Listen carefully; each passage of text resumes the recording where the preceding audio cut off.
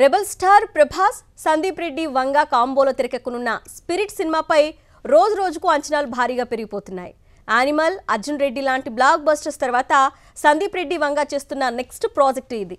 దీంతో darling fans అంచనాలు పీక్స్లో ఉన్నాయి.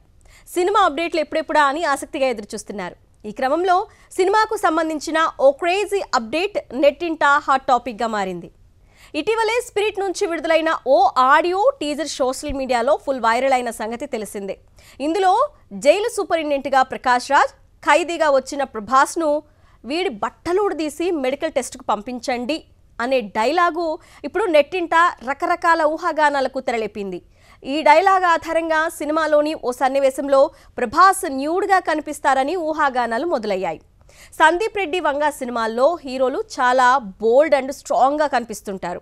గతంలో ఆయన తీసిన బ్లాక్ బస్టర్ యానిమల్ సినిమాలోనూ హీరోను నగ్నంగా చూపించారు. దీంతో ఇప్పుడు స్పిరిట్లోనూ వంగ అదే స్టైల్ను ఫాలో అవుతున్నారా అని అనుకుంటున్నారు అభిమానులు.